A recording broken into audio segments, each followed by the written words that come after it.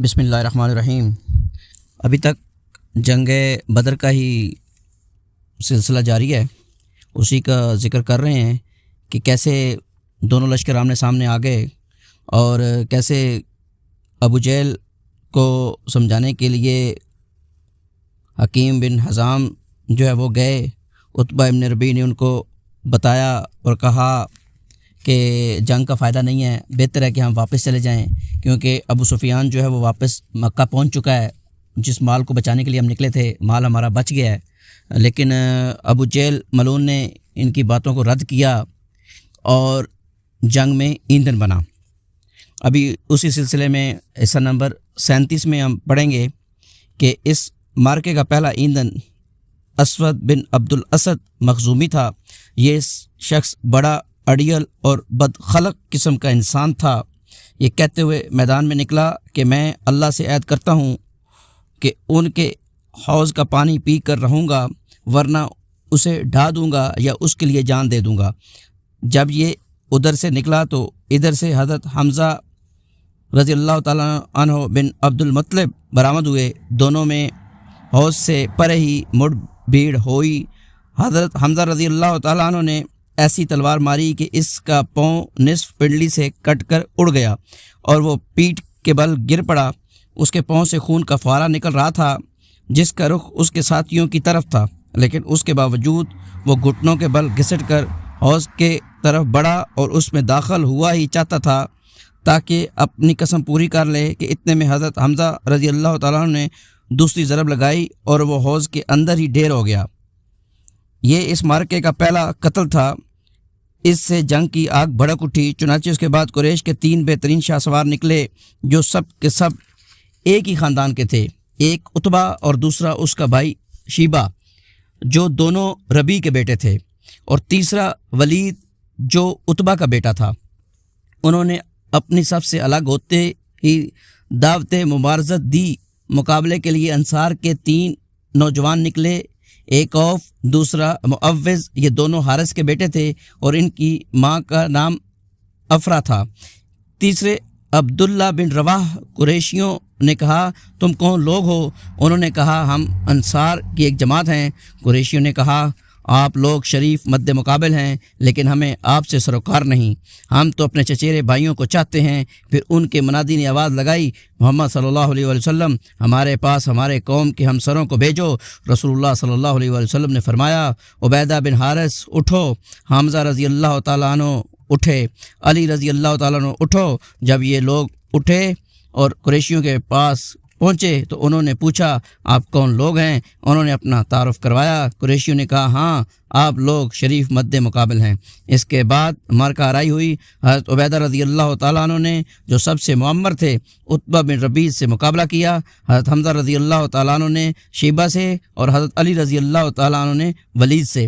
حضرت حمزہ رضی اللہ تعالیٰ عنہ اور حضرت علی رضی اللہ تعالیٰ عنہ نے تو اپنے اپنے مقابل کو جھٹ مار لیا، لیکن حضرت عبیدہ رضی اللہ تعالیٰ عنہ اور ان کے مد مقابل کے درمیان ایک بار کا تبادلہ ہوا اور دونوں میں سے ہر ایک نے دوسرے کو گہرا زخم لگایا۔ اتنے میں حضرت علی رضی اللہ تعالیٰ عنہ اور حضرت حمزہ رضی اللہ تعالیٰ عنہ اپنے اپنے شکار سے فارغ ہو کر آ گئے۔ آتے ہی عتبہ پر ٹوٹ پڑے، اس کا کام تمام کیا اور حضرت عبیدہ کو اٹھا لائے۔ ان کا پاؤں کٹ گیا تھا اور آواز بند ہو گئی تھی جو مسلسل بند ہی رہی، یہاں تک کہ جنگ کے 4 یا 5ویں دن جب مسلمان مدینہ واپس ہوتے ہوئے وادی صفرا سے گزر رہے تھے تو ان کا انتقال ہو گیا۔ حضرت علی رضی اللہ تعالیٰ عنہ کی قسم کھا کر فرمایا کرتے تھے کہ یہ آیت ہمارے ہی بارے میں نازل ہوئی ہے، یہ دونوں فریق ہیں جنہوں نے اپنے رب کے بارے میں جھگڑا کیا ہے۔ اس مبارزت کا انجام مشرکین کے لیے ایک برا آغاز تھا۔ وہ ایک ہی جست میں اپنے 3 بہترین شاہ سواروں اور کمانڈروں سے ہاتھ دھو بیٹھے تھے، اس لیے انہوں نے غیظ و غضب سے بے قابو ہو کر ایک آدمی کی طرح یکبارگی حملہ کر دیا۔ دوسری طرف مسلمان اپنے رب سے نصرت اور مدد کی دعا کرنے اور اس کی حضور اخلاص و تضرع اپنانے کے بعد اپنی اپنی جگہوں پر جمے اور دفاعی موقف کو اختیار کیے۔ مشرکین کے تابڑ توڑ حملوں کو روک رہے تھے اور انہیں خاصا نقصان پہنچا رہے تھے۔ زبان پر عہد کا کلمہ تھا۔ ادھر رسول اللہ صلی اللہ علیہ وآلہ وسلم صفیں درست کر کے واپس آتے ہی اپنے پاک پروردگار سے نصرت و مدد کا وعدہ پورا کرنے کی دعا مانگنے لگے۔ آپ صلی اللہ علیہ وسلم کی یہ دعا تھی: اے اللہ، تو نے مجھ سے جو وعدہ کیا ہے اسے پورا فرما دے۔ اے اللہ، میں تجھ سے تیرا عہد اور تیرے وعدے کا سوال کرتا ہوں۔ پھر جب گھمسان کی جنگ شروع ہو گئی، نہایت زور کا رن پڑا اور لڑائی شباب پر آ گئی، تو آپ صلی اللہ علیہ وآلہ وسلم نے یہ دعا فرمائی: اے اللہ، اگر آج یہ گروہ ہلاک ہو گیا تو تیری عبادت نہ کی جائے گی۔ اے اللہ، اگر تو چاہے تو آج کے بعد تیری عبادت کبھی نہ کی جائے گی۔ آپ صلی اللہ علیہ وسلم نے خوب تضرع کے ساتھ دعا کی، یہاں تک کہ دونوں کندھوں سے چادر گر گئی۔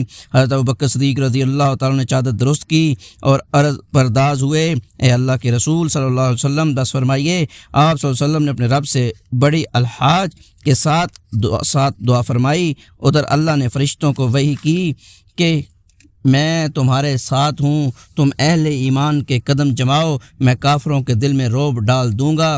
اور رسول اللہ صلی اللہ علیہ وآلہ وسلم کے پاس وحی بھیجی گئی: میں 1000 فرشتوں سے تمہاری مدد کروں گا جو آگے پیچھے آئیں گے۔ اس کے بعد رسول اللہ صلی اللہ علیہ وآلہ وسلم کو ایک جھپکی آئی، پھر آپ صلی اللہ علیہ وسلم نے سر اٹھایا اور فرمایا: ابو بکر خوش ہو جاؤ، یہ جبرائیل علیہ السلام ہیں، گرد و غبار میں اٹے ہوئے۔ ابن اسحاق کی روایت میں یہ ہے کہ آپ صلی اللہ علیہ وسلم نے فرمایا: ابو بکر خوش ہو جاؤ، تمہارے پاس اللہ کی مدد آ گئی، یہ جبرائیل علیہ السلام ہیں، اپنے گھوڑے کی لگام تھامیں اور اس کے آگے آگے چلتے ہوئے آ رہے ہیں اور گرد و غبار میں اٹے ہوئے ہیں۔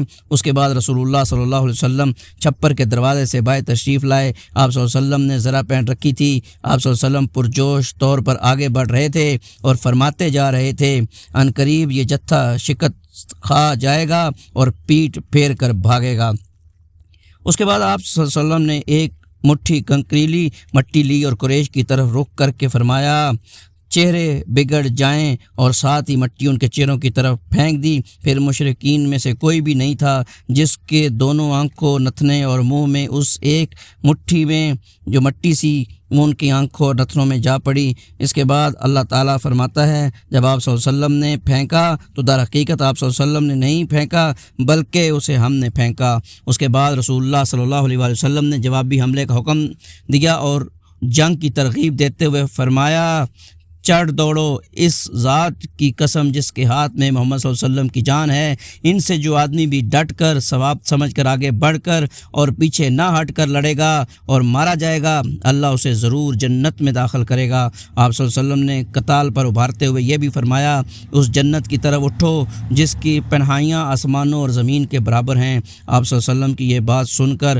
عمیر بن حمام نے کہا: بہت خوب، بہت خوب۔ رسول اللہ صلی اللہ علیہ وسلم نے فرمایا: تم بہت خوب کیوں کہہ رہے ہو؟ انہوں نے کہا: نہیں، خدا کی قسم ہے، اللہ کے رسول صلی اللہ علیہ وسلم، کوئی بات نہیں سوائے اس کے کہ مجھے توقع ہے کہ میں بھی اسی جنت والوں میں سے ہوں گا۔ آپ صلی اللہ علیہ وسلم نے فرمایا: تم بھی اسی جنت والوں میں سے ہو۔ اس کے بعد وہ اپنے توشہ دان سے کچھ کھجوریں نکال کر کھانے لگے، پھر بولے: اگر میں اتنی دیر تک زندہ رہا کہ اپنی یہ کھجوریں کھا لوں تو یہ تو لمبی زندگی ہو جائے گی۔ چنانچہ ان کے پاس جو کھجوریں تھیں انہیں پھینک دیا، پھر مشرکین سے لڑتے لڑتے شہید ہو گئے۔ اسی طرح مشہور خاتون افرا کے صاحبزادے اوف بن حارث نے یہ دریافت کیا کہ اللہ کے رسول صلی اللہ علیہ وسلم، پروردگار اپنے بندے کی کس بات سے خوش ہو کر مسکراتا ہے؟ آپ صلی اللہ علیہ وسلم نے فرمایا: اس بات سے کہ بندہ خالی جسم بغیر حفاظتی ہتھیار پہنے اپنا ہاتھ دشمن کے اندر ڈبو دے۔ یہ سن کر اوف رضی اللہ تعالیٰ نے اپنے بدن سے زیرہ اتار پھینکی اور تلوار لے کر دشمن پر ٹوٹ پڑے اور لڑتے لڑتے شہید ہو گئے۔ جس وقت رسول اللہ صلی اللہ علیہ وسلم جوابی حملے کا حکم صادر فرمایا، دشمن کے حملوں کی تیزی جا چکی تھی اور ان کا جوش و خروش سرد پڑ رہا تھا، اس لیے یہ بحکمت منصوبہ مسلمانوں کی پوزیشن مضبوط کرنے میں بہت مؤثر ثابت ہوا، کیونکہ صحابہ کرام رضی اللہ تعالیٰ کو جب حملہ آور ہونے کا حکم ملا اور ابھی ان کا جوش جہاد شباب پر تھا تو انہوں نے نہایت سخت تند اور صفایا کن حملہ کیا۔ وہ صفوں کی صفیں درم برم کرتے اور گردنیں کاٹتے آگے بڑھے۔ ان کے جوش و خروش میں یہ تیزی دیکھ کر مزید تیزی آ گئی کہ رسول صلی اللہ علیہ وسلم بنفس نفیس ذرہ پہنے اچھلتے کودتے تشریف لا رہے ہیں اور پورے یقین و سرات کے ساتھ فرما رہے ہیں کہ ان قریب یہ جتھا شکست کھا جائے گا اور پیٹ پھیر کر بھاگے گا۔ اس لیے مسلمانوں نے نہایت پرجوش و خروش لڑائی لڑی اور فرشتوں نے بھی ان کی مدد فرمائی۔ چنانچہ ابن سعد کی روایت میں حضرت اکرم رضی اللہ تعالیٰ سے مروی ہے کہ اس دن آدمی کا سر کٹ کر گرتا اور یہ پتہ نہ چلتا کہ اسے کس نے مارا، اور آدمی کا ہاتھ کٹ کر گرتا اور یہ پتہ نہ چلتا کہ اسے کس نے کاٹا۔ ابن عباس رضی اللہ تعالیٰ عنہ فرماتے ہیں کہ ایک مسلمان ایک مشرک کو دوڑا رہا تھا کہ اچانک اس مشرک کے اوپر کوڑے کی مار پڑنے کی آواز آئی اور ایک شاہ سوار کی آواز سنائی پڑی جو کہہ رہا تھا کہ ہیزوم آگے بڑھو۔ مسلمانوں نے مشرک کو اپنے آگے دیکھ کر وہ چت گرا، لپک کر دیکھا تو اس کی ناک پر چوٹ کا نشان تھا، چہرہ پھٹا ہوا تھا جیسے کوڑے سے مارا گیا ہو، اور یہ سب کا سب ہرا پڑ گیا تھا۔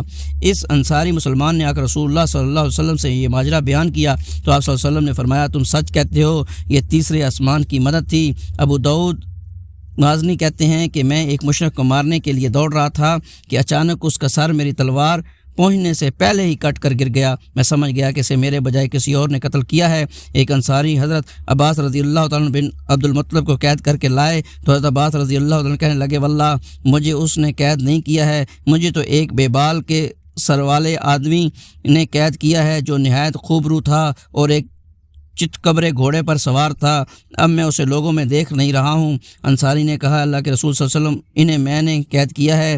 آپ صلی اللہ علیہ وسلم نے فرمایا خاموش رہو، اللہ نے ایک بزرگ فرشتے سے تمہاری مدد فرمائی ہے۔